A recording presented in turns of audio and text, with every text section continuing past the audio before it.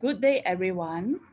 Okay, on the last Tuesday, we have heard about insecticide resistance, the mechanisms, monitoring and management from Dr. Audrey and Professor Lee.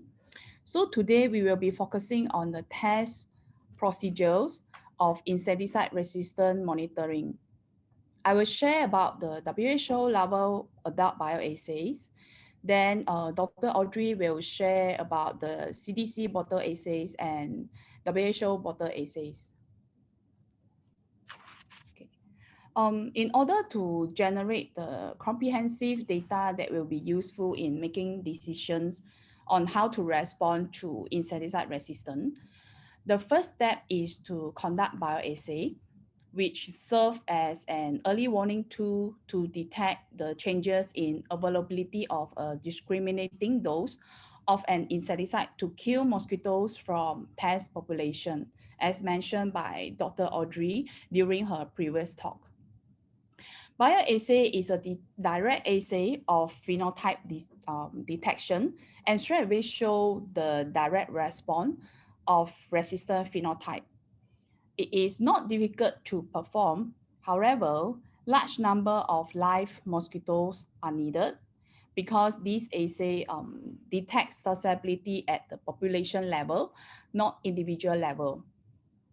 Scoring of mosquitoes may not be easy because the result could be misinterpreted, as different people may have different ways in scoring alive or dead insects. So when it comes to WHO guidelines, there are 3 guidelines on the larvae and adult bioassays. As shared earlier, WHO and WIN, the Worldwide Insecticide Resistance Network, are updating the latest guideline. More active ingredients and mosquito species will be included in the upcoming guidelines. So for the time being, you may continue to refer to these 3 documents on how to perform the WHO bioassays. First, I will talk about WHO larval bioassays. Before that, I would like to ask some questions. So do you familiar with WHO bioassays? Does your institutions or laboratory perform insecticide resistant monitoring using the bioassay method?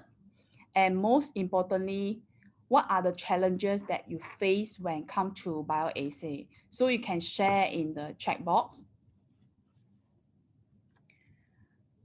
Okay, mosquito larvae can be exposed to a wide range of insecticide concentrations to test the activity range of that particular insecticides.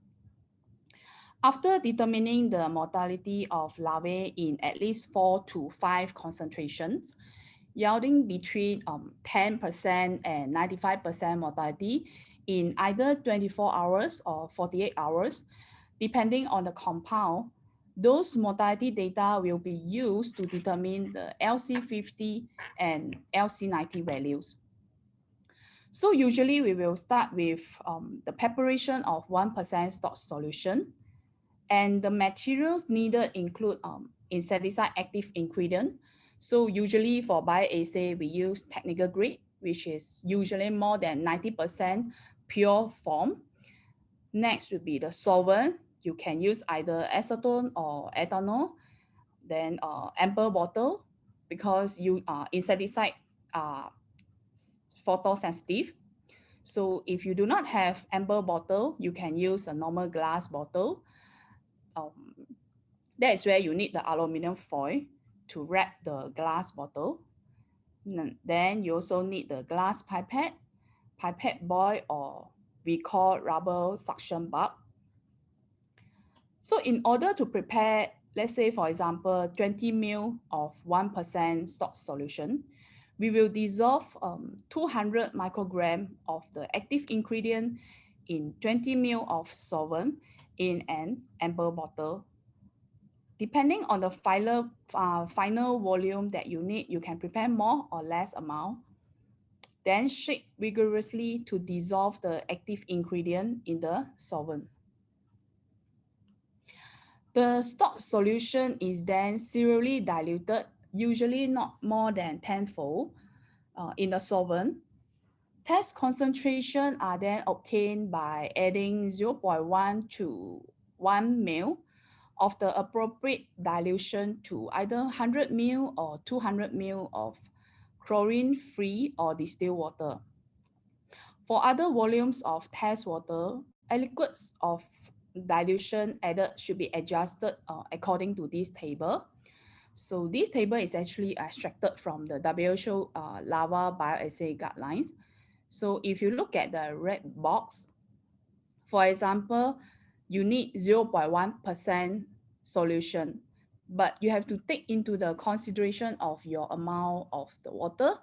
Let's say, for example, here, we use 100 ml of the water. Then the 0.1% solution, when they are in the 100 ml of water, it is actually the 0.001%, which is the 10 ppm. Therefore, in order to obtain the 0.1%, you have to add the 1 ml of 1% in 100 ml of water. Okay. So once you prepare a series of concentration, which lowest concentration should be prepared first, then you can prepare the water. Let's say, for example, I want to use the 250 ml glass beaker. Then I will prepare 199 ml of the distilled water in the beaker, and then I will add the 1 ml of diluted insecticide solution in the beaker. Other than glass beaker, disposable plastic cups can also be used. Then we transfer 20 to 25 late third to early fourth larvae into each beaker and record the mortality after 24 hours.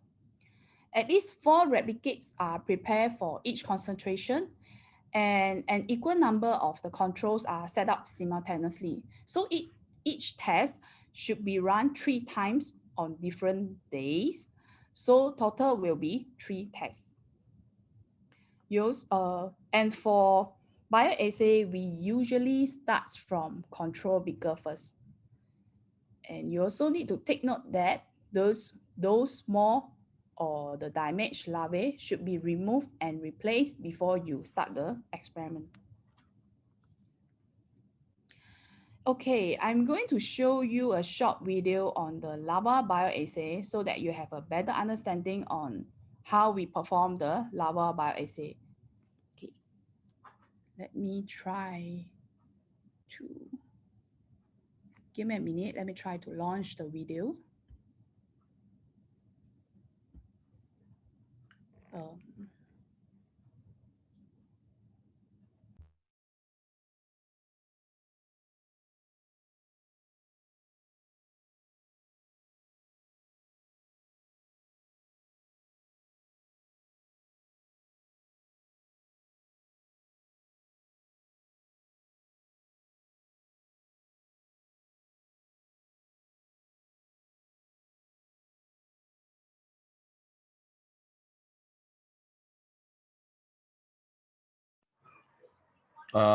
Agnes, are you able to launch it? If not, maybe I can ask Angel or Katrine to help to show the video.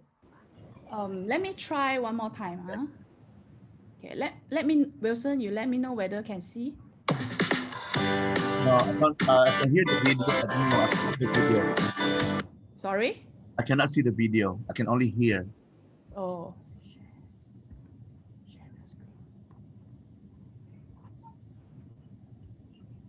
Give me a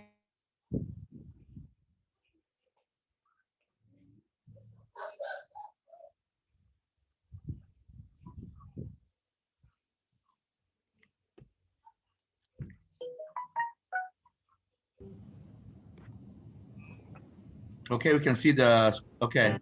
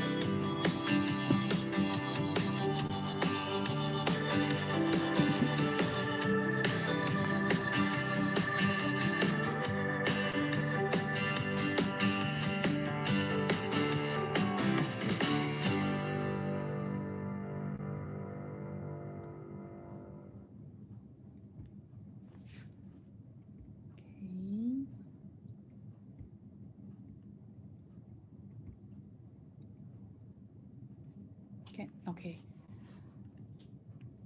Okay, now we go to WHO adult bioassay. Okay, there are 3 types of plastic tube. Holding tubes labeled with green dot, and then the exposure tube labeled with red dot, and control tube labeled with yellow dot. So I'm going to show you some of the tube. I'm sure you can see. This is the one. Okay, then you can see that here is the green dot. This is called holding tube. The other one is the one that with red dot. This is the exposure tube. And okay, I don't have the control tube here, but basically it's the one that labeled with yellow dot. For each test, the number of tube requires is, for the holding tube, we need 6. And for the exposure tube, we need 4. And we need 2 control tubes. Here are the steps for preparation of holding and exposure tubes. First, we roll a piece of clean labeled filter paper and insert it into a holding tube that is labeled with the green dot. And then you fasten the paper into the position against the wall of the tube with 2 steel spring wire clips at both ends. And then you secure the tube with a screw cap and a gauze mesh. So this is the one. Okay. Then this is the one that with the mesh. And then basically the one that with the clip is like that. Okay. After you secure it with the filter paper, and then you attach a slide unit. So this is called slide unit. Okay, there is a hole. There are 2 holes. So one is a big one. The other one is a small hole. So then you attach this over here. Okay. And after that, you repeat the steps for insecticide treated paper, which you can purchase it from USM, University Size Malaysia, using the exposure tube, which is the one that labeled with red dot. And bear in mind that we always use the new gloves when handling insecticide treated papers of different concentrations. And then we will start with a filter paper coated with the lowest concentration of insecticide to avoid the contamination. Okay. Next, for preparation of test mosquitoes, first we aspirate the mosquito from cage using either oral aspirator or mechanical aspirator or electric pump, whatever that is available in your country, that are fine. Then after that, you can transfer 20 to 25 mosquitoes into a holding tube through the small hole of the slide unit and close the slide unit immediately. So basically you will transfer, you will put the tube over here, and then once you ensure that all the mosquitoes are being transferred, then you close this immediately. After that, you leave the holding tube in vertical position for 1 hour acclimatization. So the importance of the 1 hour acclimatization is you have to check the condition of the mosquito, need to ensure that no any weak or damaged mosquito are present before you start the bioassay. That is where we need to make sure that the mosquito are held for 1 hour before the experiment. Okay, then during the experiment, so we will connect the holding tube to exposure tube. through the slide unit. So these are the one. Then you will connect it through the slide units. And then after that, usually because this one will be quite loose, that is where we usually put a scotch tape here to secure the slide unit. Okay, then after that, before that, we will transfer the mosquito from the holding tube, the one that we green dot, to the exposure tube. You transfer the mosquito, you blow the mosquito from this tube to this tube. And then you have to close this slide unit immediately after all the mosquito have been transferred. Then after that, you will detach this one. So you remove this one from the slide unit. That is where you put this in vertical position for the 1 hour exposure during the experiment. Bear in mind that you don't detach the wrong tube. So you don't detach the exposure tube from the slide unit. Otherwise, you'll be releasing all the mosquitoes. Okay. After that, position all the exposure tubes in vertical positions for 1 hour and switch off the light or place the tubes in the area with reduced lighting to discourage the mosquito from resting on the gauze mesh. So basically, the importance of reduce the lighting is because usually when mosquito exposed to insecticide, when they are being triggered, they will try to escape, get away from the exposure tube. That is where they will tend to accumulate at this area. Then another option would be you can cover all your exposure tube with the dark color cloth or the black cloth. After that, after 1 hour exposure, we record the number of knockdown mosquitoes and then transfer all the exposed mosquito back to the same holding tube and set all in a vertical position. Scoring of the knockdown mosquito is critical. Later, we will show you the adult bioassay video. That is where you will see a live knockdown and the dead mosquito. Okay. Then we provide sucrose, and then you put a cotton wool soaked with 10% sucrose and place on the mesh. Then you will record the condition of the mosquitoes after 24 hours. One thing to highlight is we have to ensure that the sucrose is not dripping from the cotton wool here. So if the cotton wool that's soaked with sucrose is too wet, then it will actually drip into the holding tube, the exposure, the holding tube, yeah. Then mosquitoes or their wings may stick to the wet and sticky sucrose, and it may cause the death of the mosquitoes. Okay, now I'm going to show you the adult bioassay video. Let me try to share again.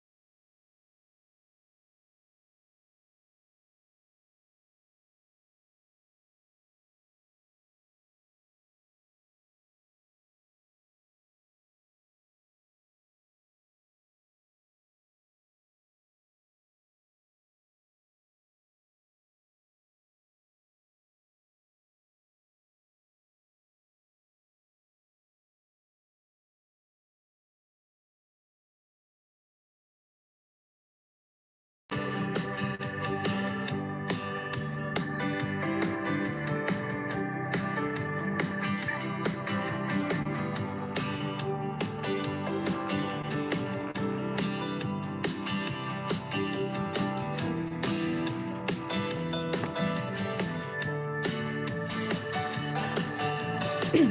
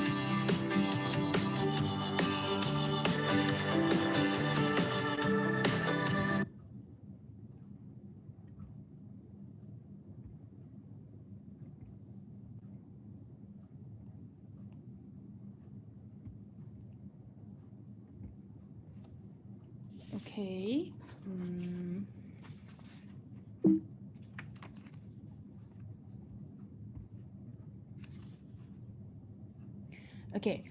Here is the example of the data recording form. So basically, you need to record those important information, like for example, insecticide that was used, the concentration, the condition of the mosquitoes, and temperature and the relative humidity. Okay. Okay. So the condition of mosquito can be recorded based on the WHO criteria in the first table. So from there, the percentage mortality will be determined. Okay, so you don't bother the number of legs. It doesn't mean that the mosquito is moribund or dead if all the legs are dropped. So simply because without the leg, they can still fly. And if you look at this table, the one that alive means they can both stand and fly in a coordinated manner. The one that is moribund, usually they can't stand, they cannot fly in a normal manner, and then it will actually lays on its back and trying to move they can move their legs or wings but cannot take off, but they can stand but usually fall rapidly. Okay, the dead one is actually quite straightforward. Usually it's no sign of life, and then immobile and cannot stand. So so when we do the scoring after the 1 hour exposure, you can actually try to tap, like for example, this is the one. So you can usually tap the tube, trying to disturb them and see whether they can fly in a normal manner. So when they are triggered, that is where you will be able to differentiate the moribund, alive, or the dead mosquito. So another simple way is to compare the condition of test mosquitoes between the exposure tube and the control tube. That should be quite obvious to see. After the 24 hours exposure, when the mosquito is still able to fly, it will be counted as alive. So if a mosquito is knocked down, meaning that when the mosquito is moribund, it should be counted as dead at the 24 hours time point. This is because in the field, this mosquito would probably die and unable to survive. And test mosquitoes are classified as susceptible when you look at the bottom of the table. Okay, they will be classified as susceptible if 98% mortality and above is observed.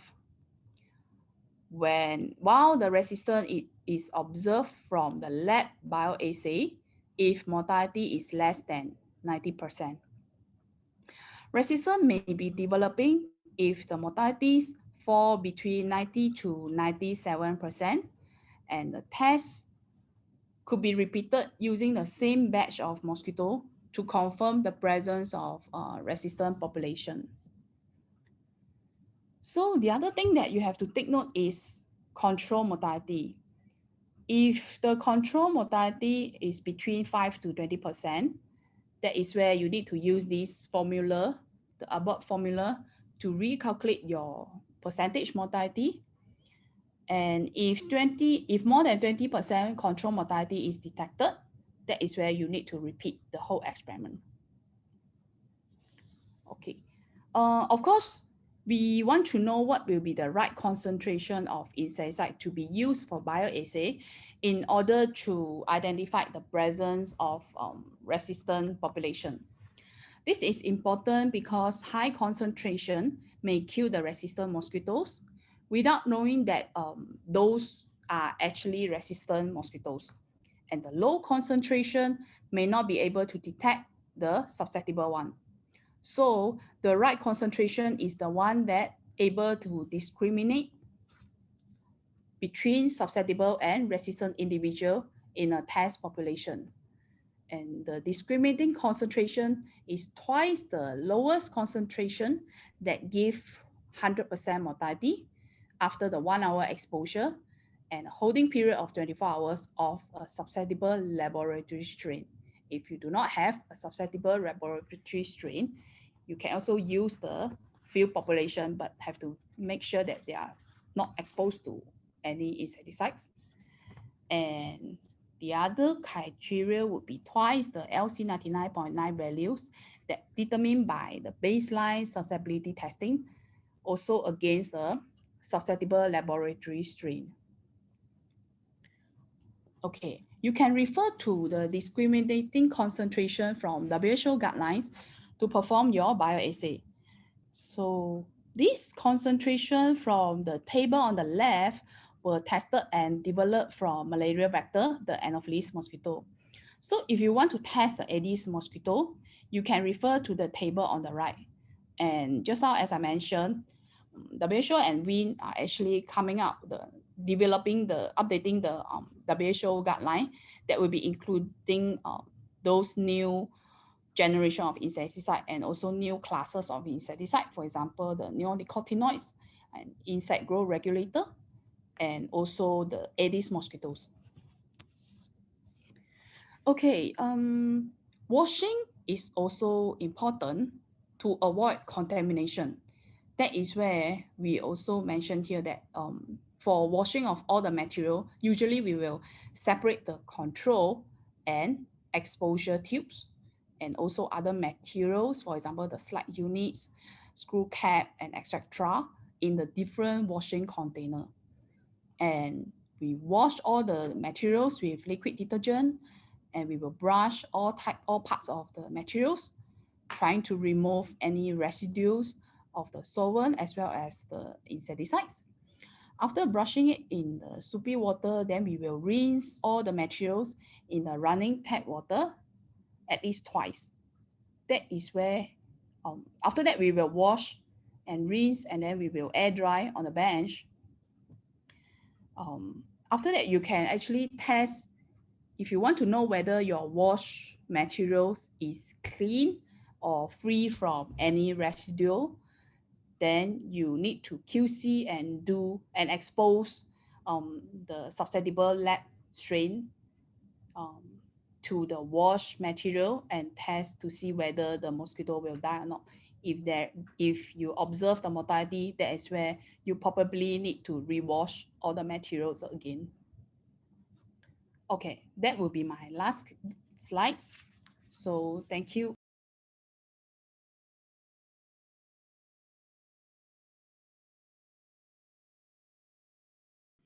All right, so you've just had a fantastic introduction to the WHO bioassays, but now we're going to shift gears a bit, and I'll explain a bit about the CDC Bottle Bioassays.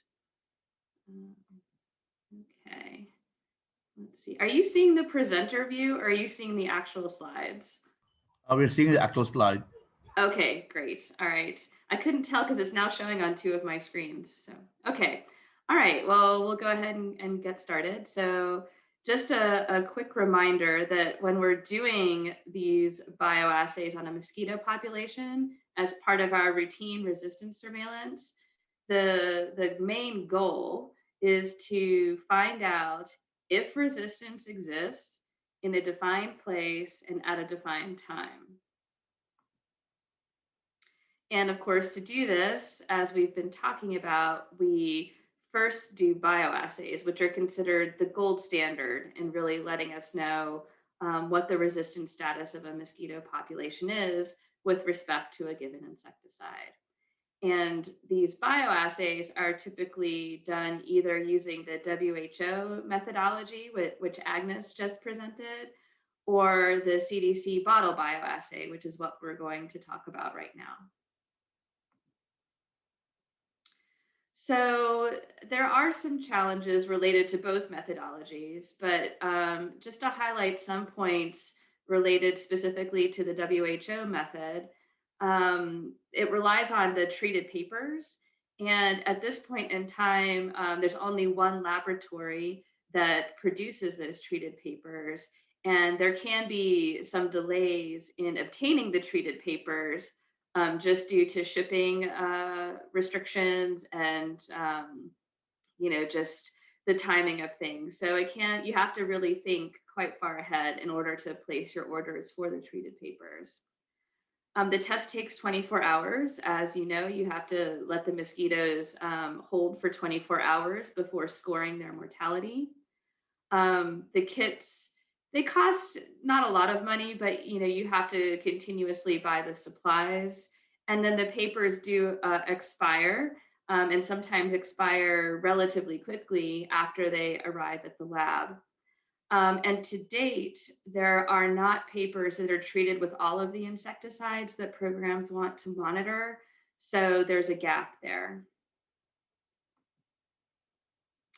So an alternative methodology that programs might want to consider are the bioassays with treated bottles. So what the CDC Bottle Bioassay does is it measures the time it takes for the insecticide to reach its target within the mosquito and to elicit a response in the mosquito. And changes in the amount of time that it takes for the insecticide to affect a mosquito would mean that resistance is developing in a population. So, for instance, if you expose the mosquitoes to an insecticide and they're all dead at the diagnostic time, then that means the population is susceptible to that insecticide. But if you start seeing that it takes more time, maybe 45 minutes, maybe an hour until mosquitoes start getting knocked down, that suggests that resistance is developing in that population. And there are two modifications of the bioassay that I wanted to mention. The one being the use of Synergist, which I briefly touched on the other day, and I'll explain a bit more in a minute. And then also the use of variable doses to assess the intensity of resistance. So we have the diagnostic dose of an insecticide, but then we can also expose a population to maybe 5 times that dose or 10 times that dose and see the extent to which exposing them to a higher dose of insecticide may then still knock them down. And that allows us to assess the intensity of resistance in a population. So there's a lot of comparisons that have been made between the WHO and CDC assays. But at a very fundamental level, they're measuring 2 different aspects of resistance. The CDC assay measures one single variable, which is the time it takes for the insecticide to affect the mosquito. That is what it's measuring. The WHO assay, what it is doing, it's trying to replicate what an exposure to an insecticide is in the field. Like once a mosquito rests on an insecticide treated surface, and then you look at what's happened to that mosquito after that exposure, after 24 hours following that exposure. So there are multiple variables there because the mosquito has 60 minutes to come into contact or not with that insecticide. And then you're measuring what happened to that mosquito. Your final outcome variable is 24 hours later. So there's a lot of potential variables that are in there.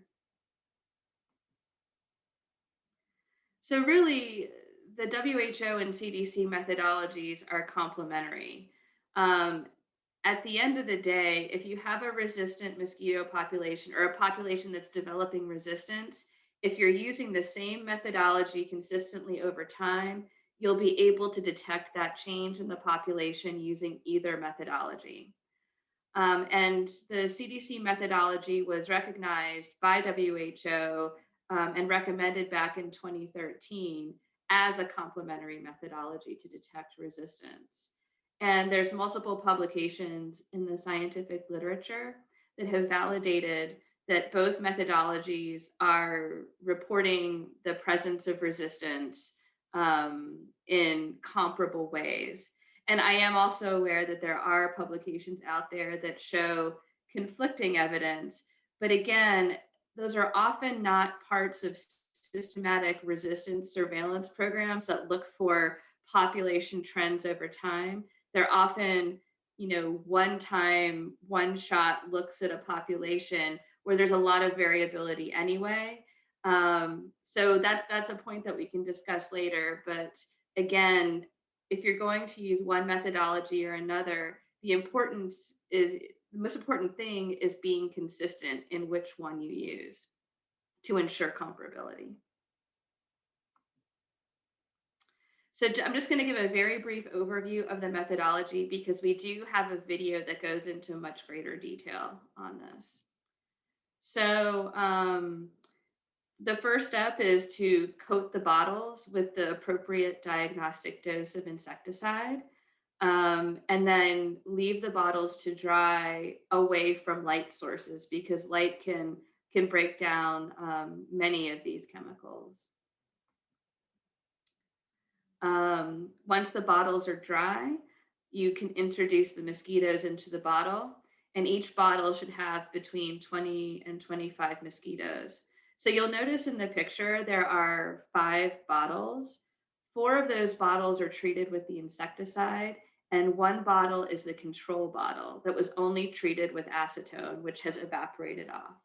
So you want to have, ideally, around at least 100 mosquitoes that are exposed to the insecticide per population in order to get a reasonably accurate estimation of what's happening regarding resistance to that insecticide in that population.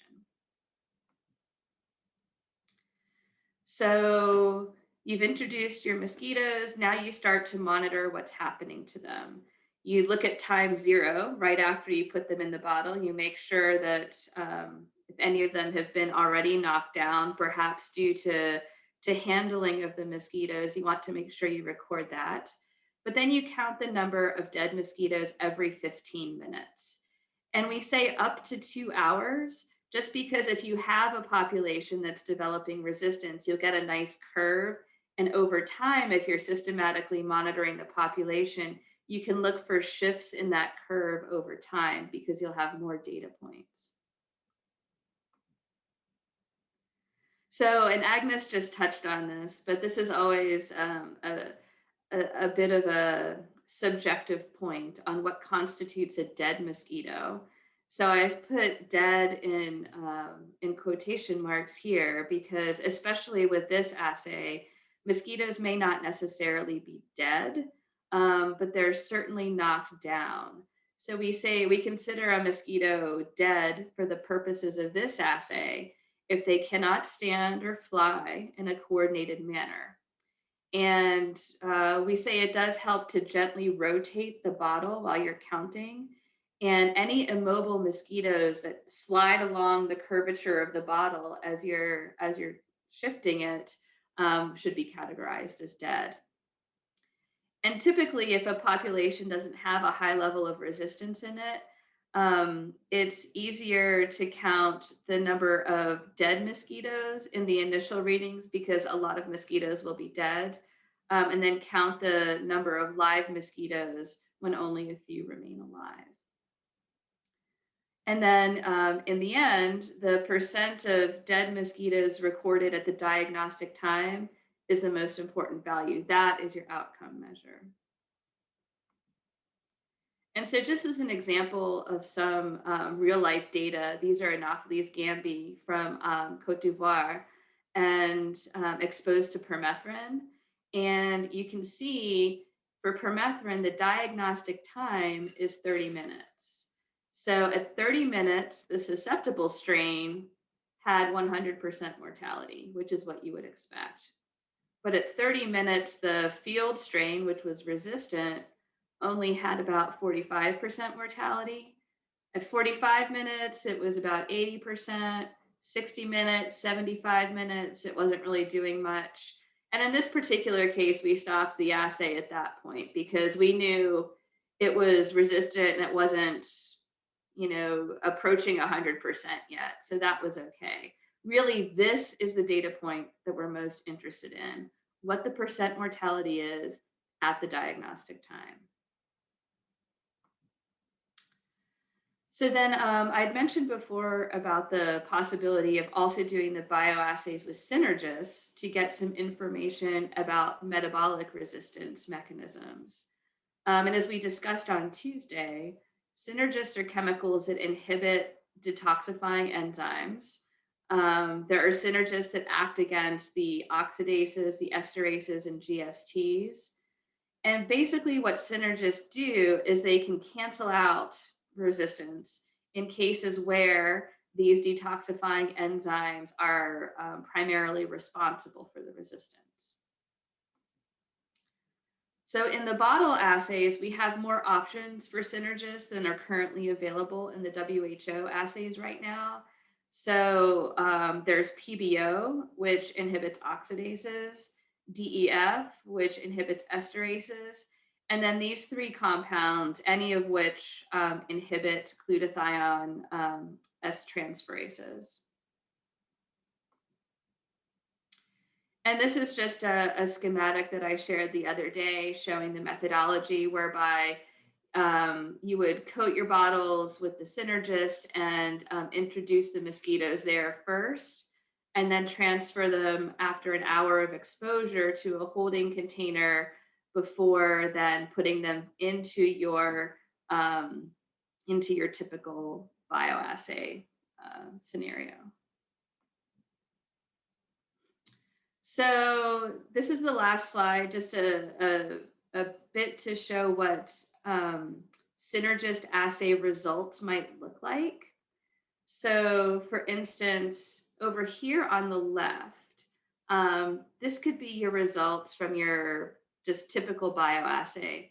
Your susceptible strain showing 100% mortality, maybe at your 30-minute diagnostic time, and your field strain showing resistance throughout the course of the assay.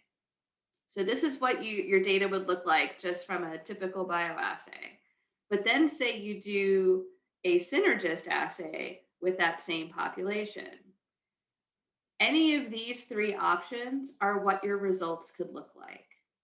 So if your results after Synergist, after doing a Synergist assay look like A here, and everything's dead at your diagnostic time, well, then that's an indication that whatever enzymes that Synergist was inhibiting are primarily responsible for your resistance. If your curve looks like B here, it means that, all right, well, you've gained a bit more susceptibility over time, but you didn't get up to 100%. So the Synergist is acting on an enzyme that's contributing to the resistance, but that enzyme isn't wholly responsible for the resistance. If your curve looks like this, it means that the Synergist did not recover any susceptibility in that population. So whatever that Synergist was acting on is not an important mechanism contributing to the resistance in that population. So, okay, I will stop there.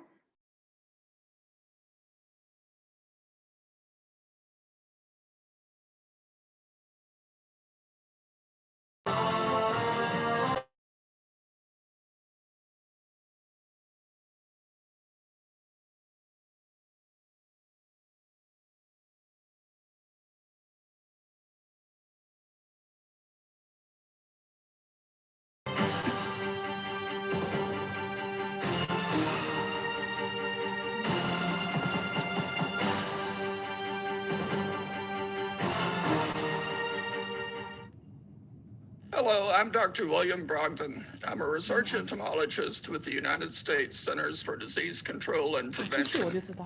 My colleagues and I have created an easy-to-use, rapid, and economic tool for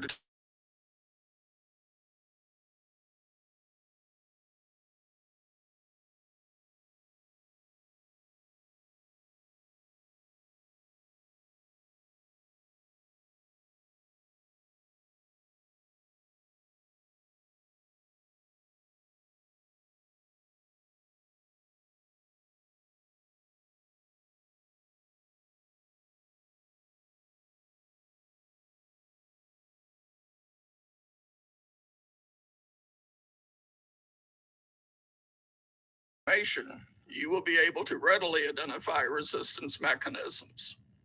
You can use this same Cdc Bottle Bioassay with added Synergists, substances known to enhance the activity of the insecticide, and or use biochemical or molecular methods in order to decide which insecticide will provide optimal vector control. This assay may also be used to compare results with the World Health Organization's paper-based Bioassay.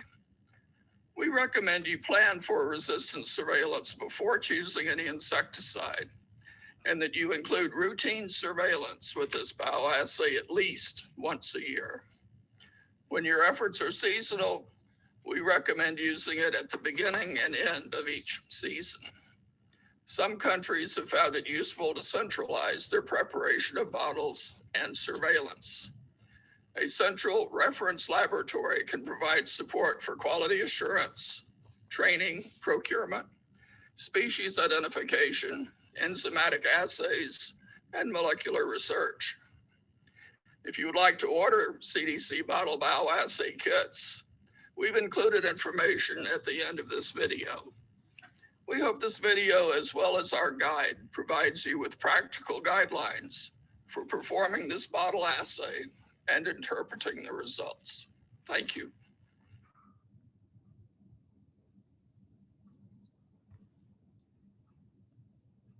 The following are the materials required when using the CDC Bottle Bioassay.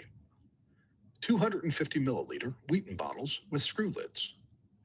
Graduated disposable plastic pipettes that can measure 1 milliliter or micropipetters and tips. Aspirator apparatus for collecting mosquitoes. Container for transferring or holding mosquitoes. Bottles for stock solutions. Timer capable of counting seconds. Permanent markers for labeling bottles, cap, and pipettes. Masking tape for labeling bottles, caps, and pipettes. Disposable gloves.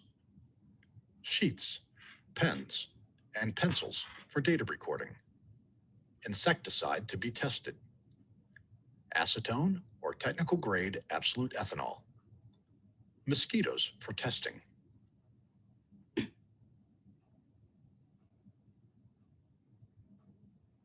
You can find examples of diagnostic doses and diagnostic times on Table 1 in Section 3.1.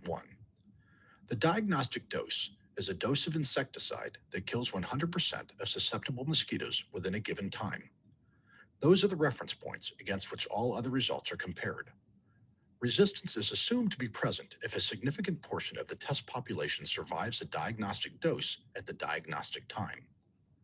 Please refer to Appendices 1 and 2 in the guide to address frequently asked questions regarding using the assay and calibration of diagnostic doses. When you open up a CDC Bottle Bioassay kit, you will encounter sachets of technical grade insecticide. Use those sachets of technical grade insecticide to make insecticide stock solutions. Dilute the appropriate amount of insecticide in acetone or technical grade ethanol. Examples of stock solutions for technical grade insecticides are located in Table 2 and Section 3.2 of the guide. An example of stock solution preparation can be found in Box 1. Female mosquitoes to be used in the bioassay can be collected as adults from the field or as adults of a known age reared from field larval collections. Use of mosquitoes that have emerged from eggs laid in the insectary is not recommended. If field-collected adults are used, their physiological status should be recorded on the result sheet. Female mosquitoes should be fed only with a 10% sugared solution the day before testing. It is recommended that a minimum of 100 mosquitoes, divided among 4 replicate bottles, should be tested for an insecticide at a given concentration. When it is not possible to collect this number of mosquitoes on a single day, results of multiple bioassays over a few days may be pooled to achieve the recommended sample size, 100 mosquitoes. In either case, each bioassay must include a control bottle with 10 to 25 mosquitoes. A. Wash the bottles with warm soapy water and rinse thoroughly with water at least 3 times. Tap water can be used for this step. B. Place bottles in an oven, 50 degrees centigrade, for 15 to 20 minutes or until they are thoroughly dry before using them. C. If there is no oven, leave bottles to dry completely at room temperature or in the sun with the caps off. In humid situations, bottles can be left to dry with caps off overnight or longer. D. To assure that the cleaning procedure is adequate, introduce some susceptible mosquitoes into a sample of recently washed and dried bottles. Mosquitoes should not die right away. If they do, repeat the washing and drying procedure. Since bottles are often reused, consider using a piece of masking tape on the bottles and caps for marking them instead of writing directly on the bottles and caps. This may facilitate the cleaning of the bottles after the bioassay is completed. Mark the other 4 bottles and caps with replicate number 1 through 4 and the bioassay date. If more than one type of insecticide or more than one concentration of the insecticide is being tested at the same time, also label the bottles and their caps with the insecticide name and concentration. Mark both the cap and the bottle so that the bottles are associated with their respective caps. This is vitally important since the inside of the entire bottle will be coated, including the inside of the cap. Make sure that bottles and caps are completely dry. Remove caps from the bottles. If using disposable pipettes, label one pipette as solvent only for the control bottle, and another pipette is insecticide solution for the test bottles. If more than one type of insecticide or more than one concentration of insecticide is being tested at the same time, make sure to label each pipette accordingly to avoid contamination. Add 1 milliliter of acetone or ethanol to the control bottle and put the cap back on tightly. Swirl the contents inside the bottle so that the bottom is coated. Invert the bottle and swirl to coat the inside of the cap. Tilt the bottle 45 degrees while rotating the bottle to assure the neck of the bottle is also treated. Place the bottle on its side for a moment to let the contents pool. Gently rotate while rocking the bottle gently so that the sides all the way around are coated. Remove the caps and continue rolling bottles on their side until all visible signs of the liquid are gone. Leave the bottle on its side with its respective cap. In the first test bottle, add a sufficient volume of the prepared insecticide stock solution to reach the desired diagnostic dose. For example, if, as it was suggested, the stock solution has the same concentration of insecticide per milliliter as a diagnostic dose, add 1 milliliter of stock solution to the bottle. Put the cap back on tightly. Repeat the process of coating for all the test bottles. Cover with something that will keep bottles and caps protected from light until completely dry. Drying time may vary depending on geographic location and surrounding environmental conditions. If bottles are not used right away, store bottles in a dark place, such as a drawer, with the caps off to avoid moisture buildup.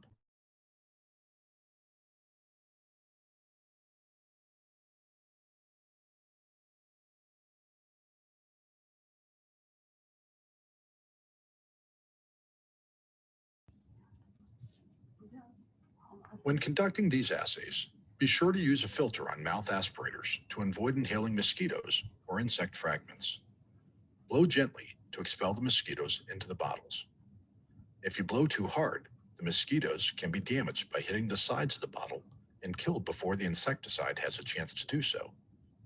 In addition, be careful not to touch the inside of the bottle with the aspirator, as this may contaminate the aspirator. A. Using an aspirator, introduce 10 to 25 mosquitoes into the control bottle. It is not necessary to count the mosquitoes. The exact number does not matter. B.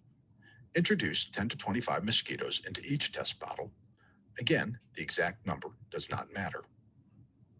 C. When the last bottle is filled with mosquitoes, start the timer. Be sure to examine the bottles at time 0 and count the number of dead and/or live mosquitoes. Record your observations on a data recording form. An example of a data recording form is located in Appendix 3 in the guide. D. Record how many mosquitoes are dead or alive, whichever is easier to count, every 15 minutes until all are dead or up to 2 hours. E. Record these data on the data form. F. Mosquitoes flying at the end of the bioassay in the control bottle may need to be killed to get an accurate count. For the purposes of these assays, dead mosquitoes are mosquitoes that cannot stand.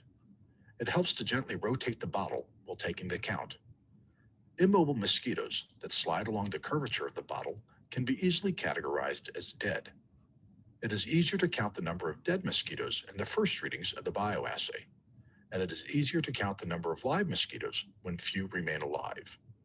In the end, the percentage of dead mosquitoes at the diagnostic time, dead mosquitoes divided by total of mosquitoes in the assay, is the most important value in the graph.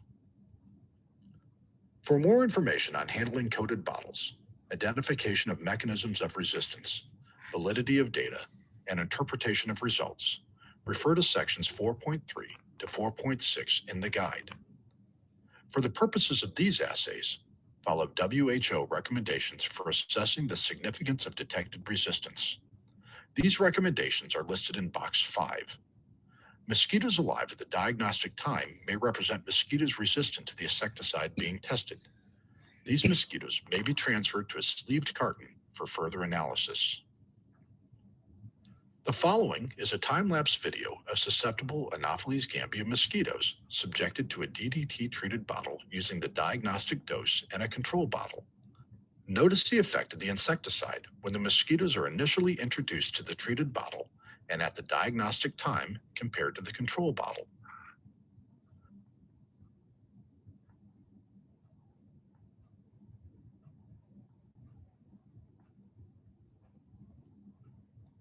Although resistance data are often collected as part of vector control programs, this is not done as regularly as it should be in a true resistance surveillance effort. Surveillance requires the regular collection and interpretation of epidemiologic data to support changes in public health programs. It is important to consider the Cdc Bottle Bioassay, an instrument to collect information to support an insecticide resistance surveillance system. For more information on resistance surveillance and guiding principles, refer to Section 5 of the guide.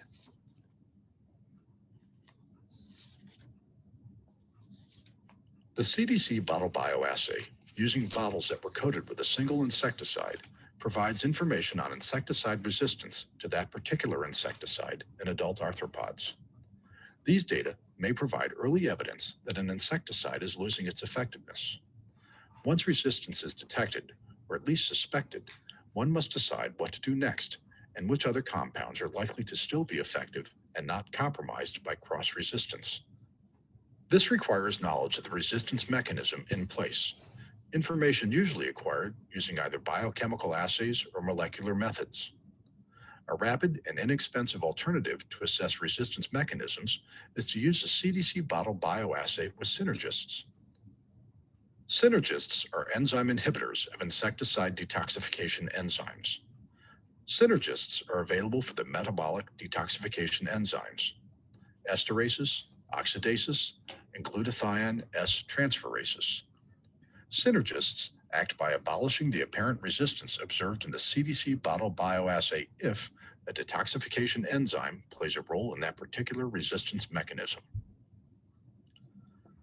Data for resistant and susceptible populations are shown in Figure 10A. Once a synergist is used on the resistant population, one of three things might happen. Observe Figure 10B. A. Resistance to the insecticide is abolished. Time mortality line A, which suggests that the mechanism related to that synergist is playing a role in the insecticide resistance observed. B. Resistance to the insecticide is partially abolished. Time mortality line B. This suggests that the mechanism related to that synergist is involved in the resistance, but is not the only mechanism involved in this particular case. C. Resistance to the insecticide is unaffected. Time mortality line C. This indicates that the mechanism related to that synergist is not involved in the resistance.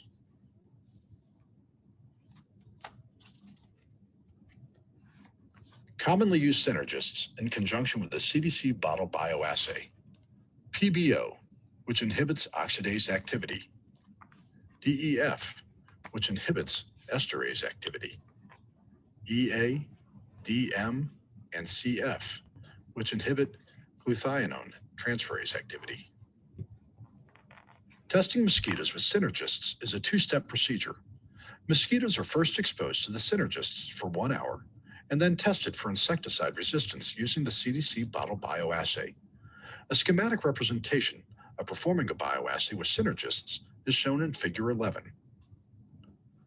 To use a bioassay with synergists, you need to prepare the Synergist stock solution by diluting the appropriate amount of Synergists and acetone or technical grade ethanol to be able to coat the bottles with the concentrations shown in Table 3.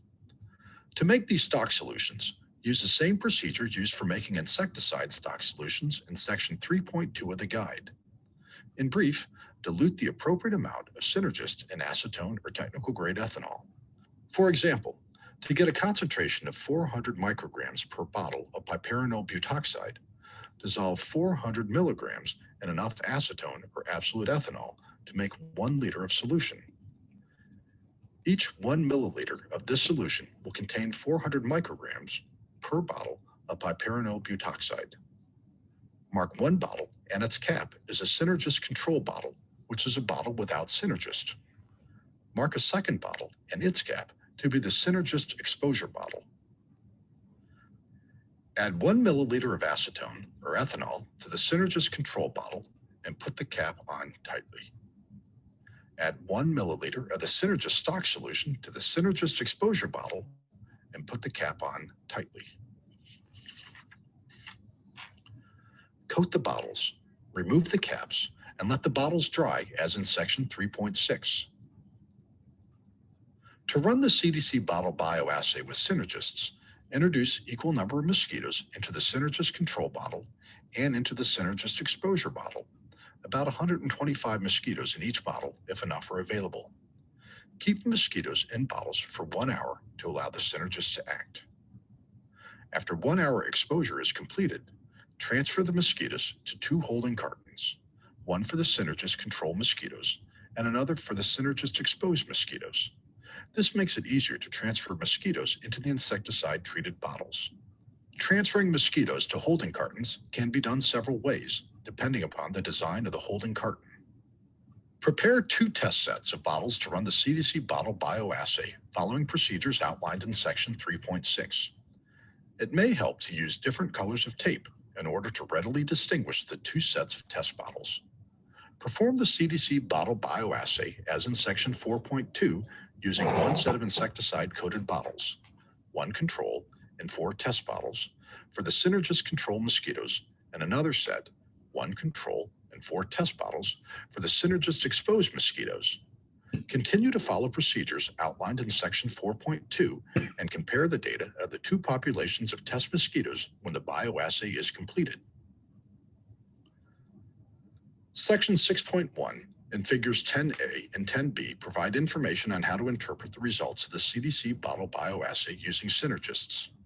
Resistance that cannot be attributed to one of the detoxification mechanisms after all Synergists have been used is likely to be due to a target site mechanism, such as KDR, sodium channel mutation, or insensitive acetylcholinesterase.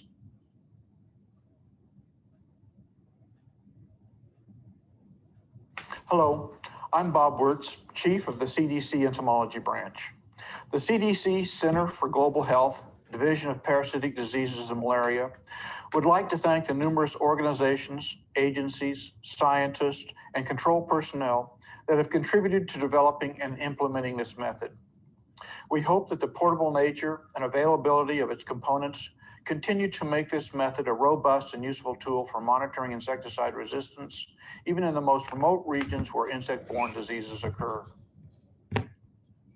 If your institution or program would like to order a bottle bioassay kit, which contains bottles, insecticide formulations, a manual, and instructional video, please contact CDC.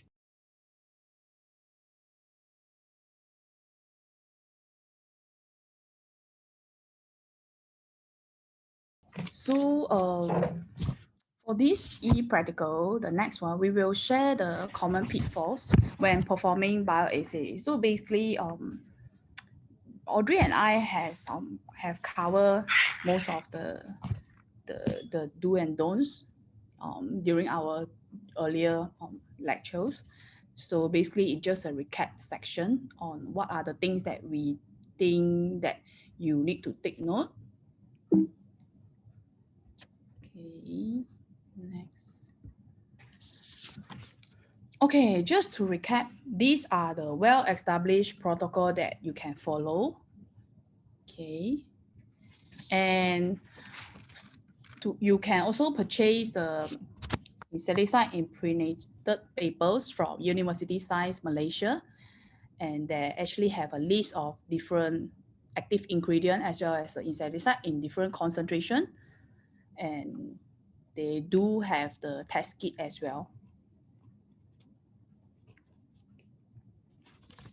So for the larva bioassay, this chart shows the workflow of the larva bioassays from rearing of the mosquitoes to preparation of the test materials and the bioassay.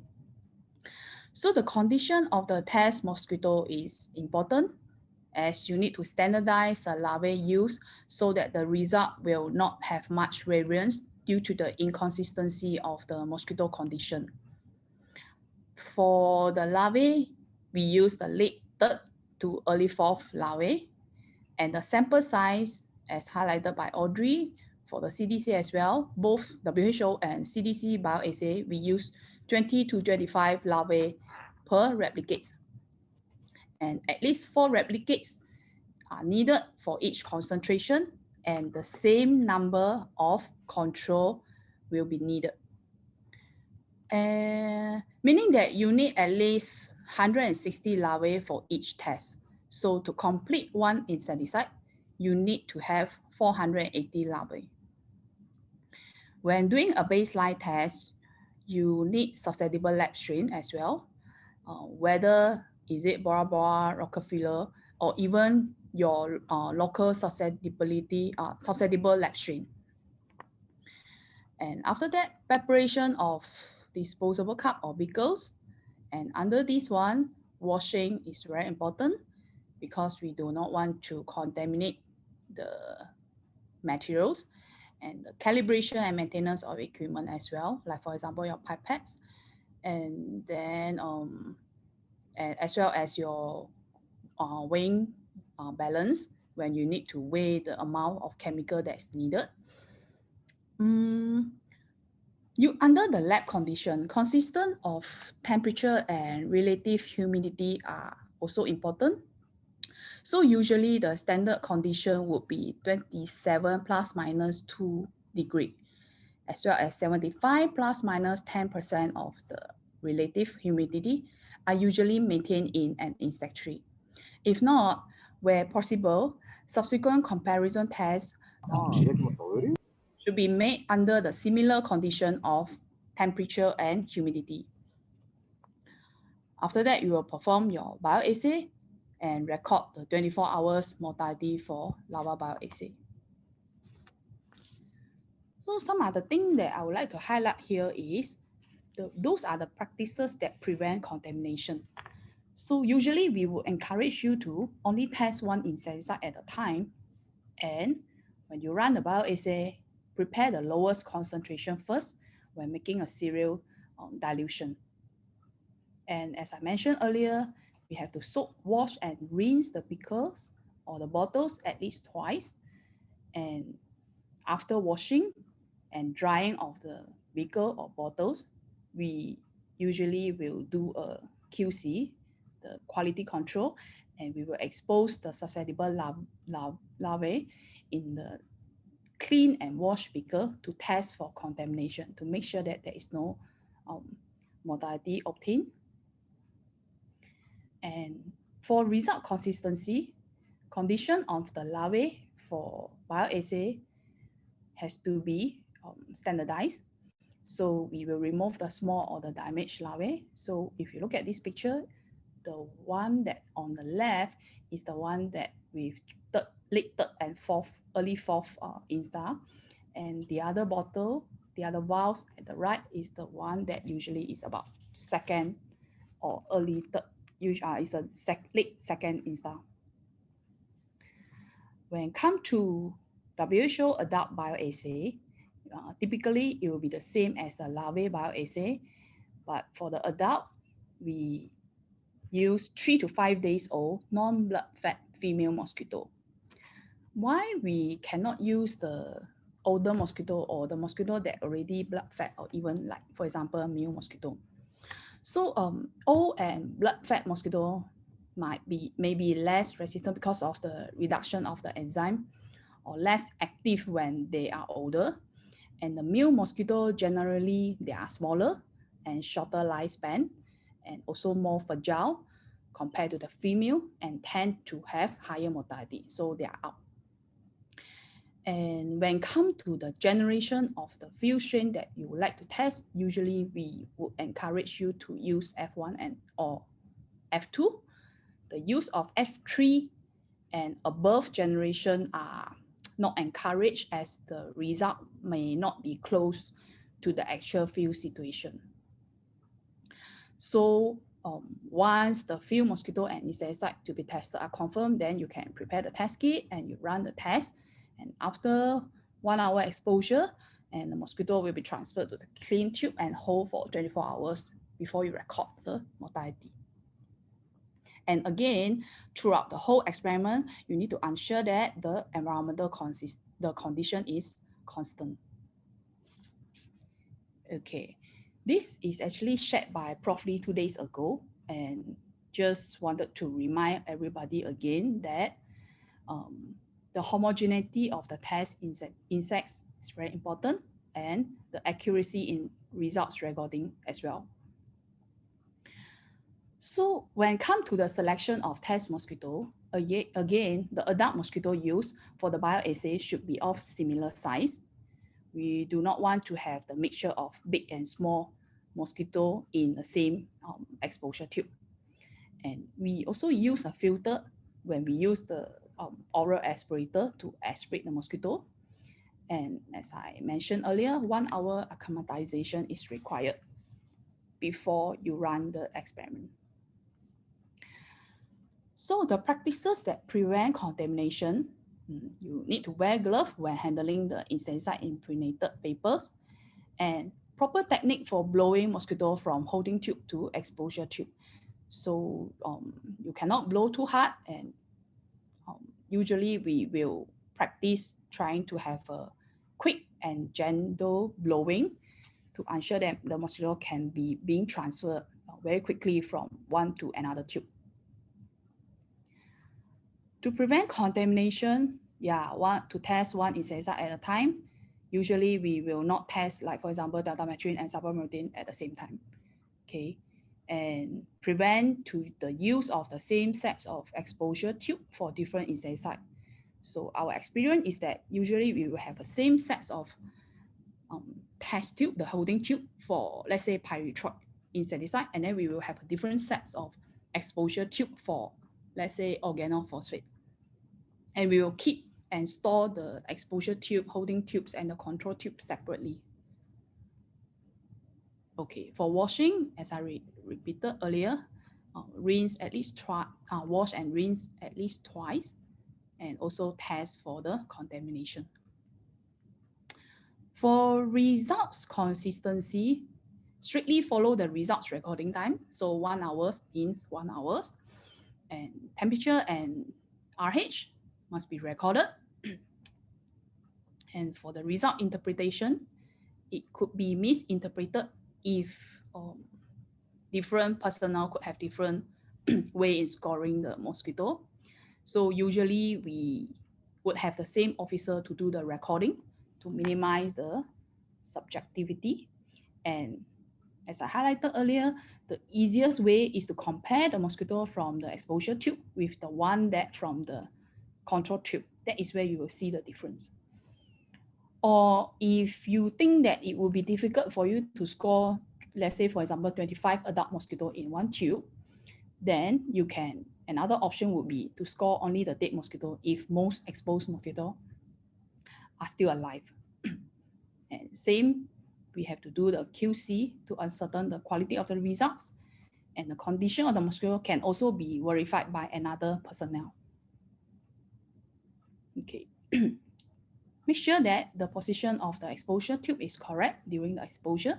It has to be vertical position. Okay. Next would be the CDC Bottle Assay. Audrey, would you like to take over? Sure. Thanks, Agnes. Let's see. Can you go to the next slide, please?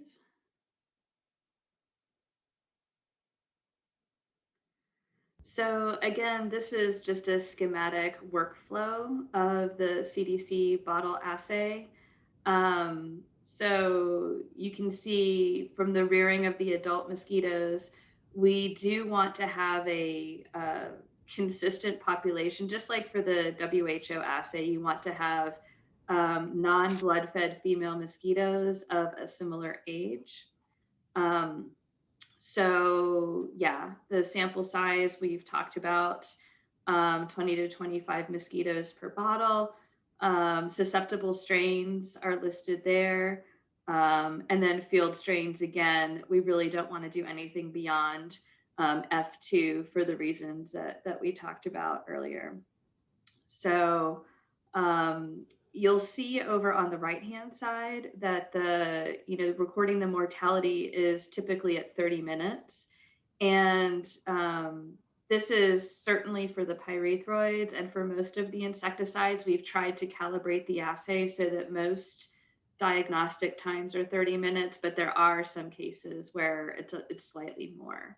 Just so, and in the guide, it does specify what the diagnostic time is. Next slide, please. So contamination is the biggest concern with this assay. So this slide just shows some practices that can reduce the probability of contamination. The first picture over on the left shows a disposable straw that can be affixed to the end of the aspirator. And this is something quite ingenious that Agnes and her team in Singapore have used. And it was the first time I saw it was when I visited them in Singapore last year. And it's really a wonderful way to prevent contamination of the aspirator itself with the insecticide.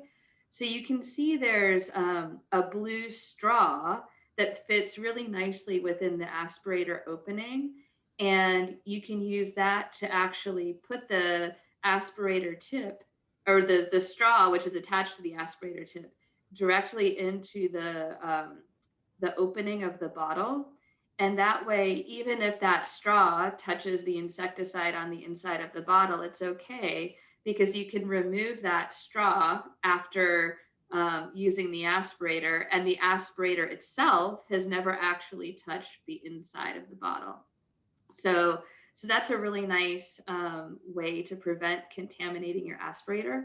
But then you'll also note that they're using a piece of cloth together with the straw when the mosquitoes are introduced into the bottle. It can be a little bit tricky when introducing mosquitoes into the bottle, because the aspirator is smaller than the bottle opening.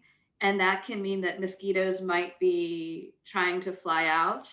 So you can use a piece of cloth or a piece of cotton wool to cover the extra space around the opening of the bottle to help prevent mosquitoes from flying out when you're introducing them in.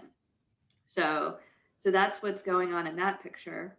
The next two pictures show the transfer of the correct number of mosquitoes into a paper holding cup before the assay. So in the video, you saw the person just taking the mosquitoes straight out of the cage and then putting them into the bottles, which is fine. You don't have to have exactly 20 or 25 mosquitoes. You can have a bit more. It's not a problem. But if you wanted to be precise and not risk maybe putting an aspirator that had touched insecticide or had the possibility of coming in touch with insecticide back into your cage, you can instead put 20 to 25 mosquitoes into the individual cups before running the assay. And then all you have to do is transfer the mosquitoes from the cup into the corresponding bottle. So that's just another potential suggestion for folks if they want to avoid contamination. And it also speeds up the assay. If you already know in these cups you have the numbers of mosquitoes that you want to expose, then you just take one cup, aspirate the mosquitoes out, put them straight into the bottle. Get the next cup, aspirate the mosquitoes out, put them into the next bottle. So that's just a suggestion for running the assay. Okay, next slide, please.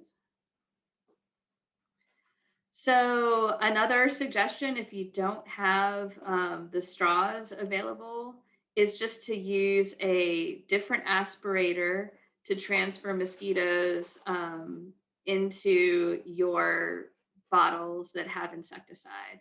So what we recommend is if you only have one aspirator, that you first aspirate the mosquitoes into your control bottle, because the control bottle doesn't have any insecticide. So it's okay if the aspirator touches inside of that bottle, it's not going to contaminate anything. So you would put your mosquitoes in the control bottle first, and then aspirate them into your treated bottles. But recognizing that if you're using a common cage, that you're putting your aspirator into a bottle with insecticide and then back into the cage, you're contaminating the mosquitoes in that cage with insecticide. So those mosquitoes can't be used in any other bioassays. So it is recommended, if you can have a dedicated aspirator for each bottle, that would be great. But if not, then perhaps put them into the dedicated cups beforehand, and then you don't have to worry about contaminating your whole cage. But then regardless, once your mosquitoes are into their bottles and the bioassay is underway, you want to wash that aspirator before using it for any further bioassays. And much like the cylinders for WHO assays, you also need to take great care in washing the bottles, because you want to make sure any residues are washed away before using the bottles for any other assays. So you can soak, wash, and rinse the bottles at least twice. And as a quality control measure, you can use mosquitoes from a susceptible strain to make sure that there is no insecticide left in the bottles after they're washed. Next slide, please. So I touched on this briefly before, but practices that prevent escapees. So as is shown here in this nice little video, can we see the video?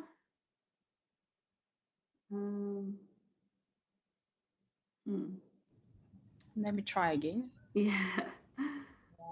It seems to have some internet issue. Yeah, but just to try to cover that space around the opening of the bottle to help prevent escapees, using a net or stocking or cotton wool or whatever you have on hand, just to seal off the opening between where the aspirator goes in and the neck of the bottle. So we will share it on the OneDrive. Yeah, it seems that we can't play it. Okay. Yeah. Okay.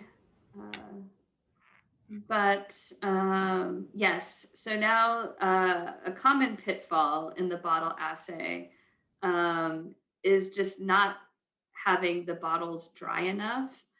If the bottles are a bit humid, mosquitoes can stick to the walls of the bottle. So you want to make sure that your coated bottles are completely dry before running the experiment. And you can use either acetone or ethanol to act as the solvent for the insecticide that you're using. Acetone tends to evaporate a bit more readily than ethanol. So if you're using ethanol, it may take a little bit longer for the solvent to evaporate off, just to be aware of that.